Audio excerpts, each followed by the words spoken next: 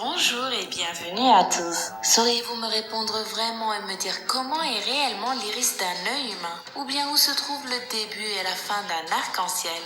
Ces questions peuvent paraître simples, voire stupides de prime abord, mais je parie que la plupart d'entre nous ne sauraient y répondre avec certitude. Pour la simple et bonne raison qu'on ne nous a jamais expliqué correctement ceci quand nous étions enfants. Nous allons donc, et y compris moi-même, en revoir 5 dans cette vidéo. Voici 5 choses que vous ne connaissez pas vraiment.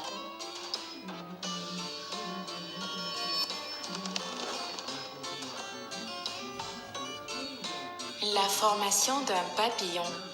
Depuis toujours, nous savons tous que pour qu'il puisse naître, un papillon est tout d'abord une chenille dans un cocon. Ce dernier joue le rôle d'un abri pour la chenille jusqu'à l'accomplissement du cycle de croissance, où cette dernière se transforme enfin en un magnifique papillon. Mais très peu d'entre nous sont capables d'imaginer le processus de formation d'un papillon en lui-même. En effet, pour qu'il y ait un cocon, tous les tissus internes des chenilles sont détruits au fur et à mesure que le cocon se forme de l'intérieur vers l'extérieur. Si vous arriviez à ouvrir ce cocon à ce moment-là, toutes les tripes de l'insecte jailliraient, chose qui n'est pas du tout conseillée. La formation passe ensuite par un processus biochimique où sont créés un nouveau cœur, de nouveaux muscles et un nouvel appareil digestif. Jusque-là, tous les excédents de résidus s'accumulent au niveau des parois du cocon et ne s'enlèveront que lorsque le papillon sortira de là. Ce dernier n'y parviendra finalement qu'en ayant suffisamment de force pour briser la couche avec ses ailes. Il ne lui restera ensuite qu'à attendre un peu jusqu'à ce que ses ailes soient assez fortes pour pouvoir voler. Et voilà. C'est un peu plus compliqué que ce que vous croyez, n'est-ce pas? Allez, passons tout de suite aux boules de billard.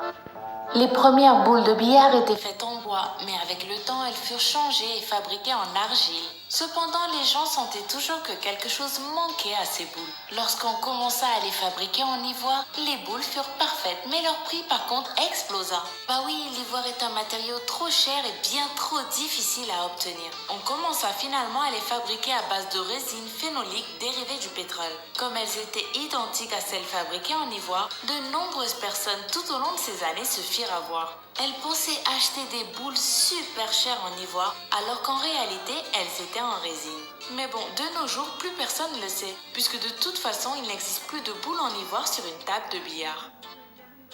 La fin d'un arc-en-ciel.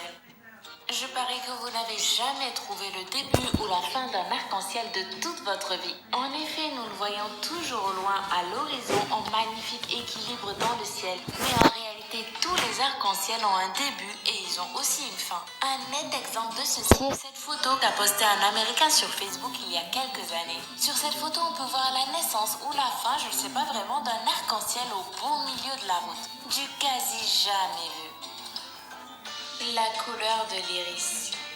L'iris que nous avons tous sur nos yeux est en fait un organe interne qui fait partie du globe oculaire. Regardons tout ça sous un autre angle. On peut voir comment notre pupille ajuste toutes les couleurs et leur intensité comme s'il s'agissait d'une caméra digitale, en se contractant ou en se dilatant pour garantir une vue meilleure et plus nette. Ces photos prises avec la qualité maximale reflètent une réalité que les gens n'ont jamais vue auparavant et que nous n'aurions jamais imaginée sans les avancées technologiques.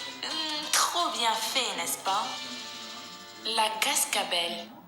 Le sifflement caractéristique du serpent à sonnette est en fait une alerte qui signifie qu'il se sent menacé. Le mieux serait alors de se retirer rapidement et discrètement de cet endroit. Il existe au total 20 espèces de serpents à sonnette et nous savons tous, il me semble, à quoi ils ressemblent de l'extérieur. Mais qu'en est-il de l'intérieur? Il est sûr que la première chose à laquelle vous penserez sera la petite queue avec les petites boules qui se heurtent à l'intérieur. C'est ce qui produit le son en nom et non, je regrette de vous dire que nous nous sommes tous fait berner toute notre vie. Le sifflement du serpent à sonnette est en fait généré par des anneaux durs et secs de kératine. C'est aussi simple que ça. Bon, enfin bref, si cette vidéo vous a plu, venez me le dire sur Twitter /LamaFashionTV ou laissez un gros pouce bleu juste en dessous.